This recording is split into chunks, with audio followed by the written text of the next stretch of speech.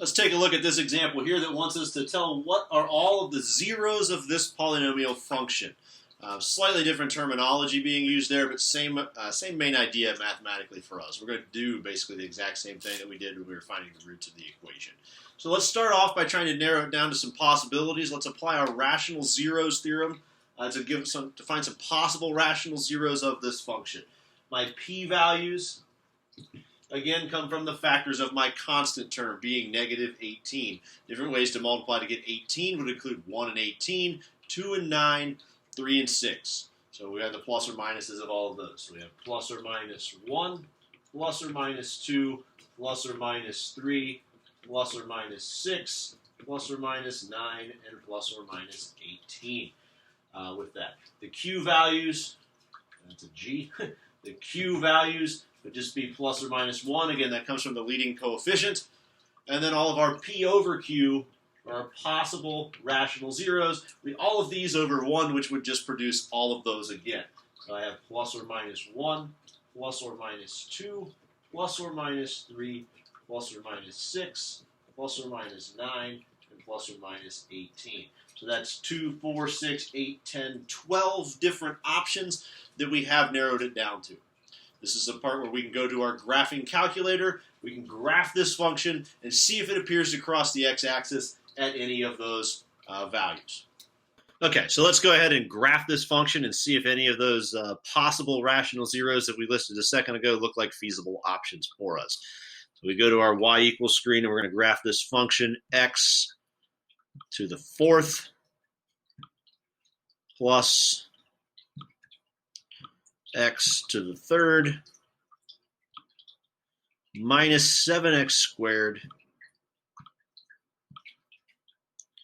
minus 9x minus 18. And I go ahead and press graph. And it appears that I'm seeing negative 3 and possibly positive 3 as feasible zeros. Maybe I want to zoom out, change my window a little bit. Maybe set my x minimum here to negative 20 and my x maximum to positive 20 because I did have all the way to plus or minus 18 just to be sure. And again, it looks just like negative 3 and positive 3 are some pretty solid choices. I don't see it crossing the x-axis anywhere else, so that leads me to believe that the other solutions are imaginary. We'll address that when we get there. It looks like we've got a good starting point. We should test negative 3 and positive 3, cycle through our synthetic division and remainder theorem process to verify that, and create polynomials of lesser degree. So let's do that now. All right, so coming back from our calculator, it looked like of our 12 possible rational zeros, both negative 3 and positive 3 looked like viable options. So let's go ahead and test those now. Let's start with negative 3. Let's go ahead and put that in the box. Let's do some synthetic division. My coefficients of 1, 1, negative 7, negative 9, and negative 18. And let's go ahead and put this through and see if we do in fact get a remainder of 0, which would verify that this was a 0 of the function. So drop your coefficient of 1 down below the line. Negative 3 times 1 is negative 3. Add your column, that would make negative 2. Negative 3 times negative 2 is positive 6. Add your column, that makes negative 1. Negative 3 times negative 1 is positive 3. Add your column, that makes negative 6. And finally, negative 3 times negative 6 is positive 18, which makes 0. That's my remainder. Yay, I have a 0 of the function. And don't forget, I've also created a new polynomial function of 1 degree less than the original. These are its coefficients. So I'm looking at x to the 3rd minus 2x squared minus x minus 6 from here on out. I just verified that negative 3 was in fact a 0 of this function. I also had positive 3 from my graph looking like a pretty viable option. So let me go ahead and put that positive 3 in the box for a synthetic division problem. Remember to use the new coefficients from this polynomial of 1 degree less that I just created a moment ago. So I have 1, negative 2, negative 1, and negative 6. And let's cycle through that synthetic division and see if we in fact can verify that positive 3 is also a 0 of this function. Drop my 1 down. 3 times 1 is 3. Add my column, I get 1. 3 times 1 again is 3. Add my column, I get 2. 3 times 2 is 6. Looks like this is working out nicely. Negative 6 and positive 6 makes 0 for my remainder. Yay. Smiley face. So, not only was negative 3 a 0 of the function, I've now verified that positive 3 is also a 0 of the function, and I've created a new polynomial of 1 degree less than this one. This one was degree 3, so these are now the coefficients of a polynomial of degree 2. So I have x squared plus 1x plus 2 that I'm looking at there. I look at that, I don't recognize that as being something that I can factor easily. When I look at the graph, I didn't see any more real solutions anyway, so these are probably imaginary. So now it's time to go to the quadratic formula and finish the rest of this off. Finally, let's use the quadratic formula to finish this. Remember the quadratic formula, x equals the opposite of b plus or minus the square root of that quantity b squared minus 4ac, all of that divided by 2 times a. A for this example being 1, B also being 1, and C being positive 2. So let's set that up now.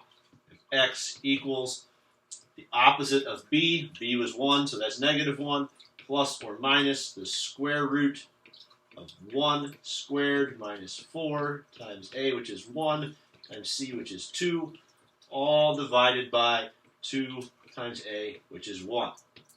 Now, my strategy for that I recommend for evaluating this is go ahead and figure out what the discriminant is now. That's the part underneath the square root, as well as doing your multiplication in the denominator. So I have negative 1 plus or minus the square root of 1 squared is 1, and then I have minus 4 times 1 times 2, so I have 1 minus 8, which is actually negative 7, all divided by 2. Not a whole lot of simplification there to do with that. 7 is a prime number, so I'm not going to break that down. I have to simplify the radical a lot, but I do see the negative underneath there. That negative is going to indicate that I have an imaginary number, so that negative 7 is actually going to separate as the square root of negative 1 times the square root of 7, and the square root of negative 1 is going to become I, making this answer simplify as negative 1 plus or minus I square root of 7, all divided by 2. In the past, I've noticed students wanting to write the I underneath the square root. It's not underneath the square root. We're going to write it out here in front of the square root symbol like this. So it becomes plus or minus I square root of 7, not the square root of 7I, or not I plus or minus the square root of 7. It goes right in there between the plus or minus symbol and the square root of 7. And at this point, we've found all of our zeros of this function. I wanted to go back and list all of the zeros.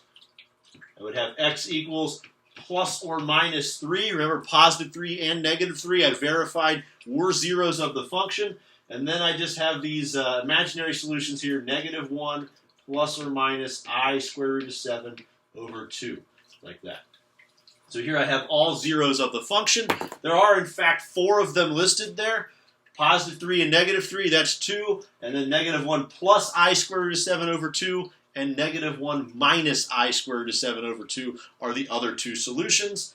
The degree of the original, right there, you can still see I left it on the board, was 4. So we know from the fundamental theorem, we're looking for 4 zeros of the function. We've found 4 zeros of the function, so we're done.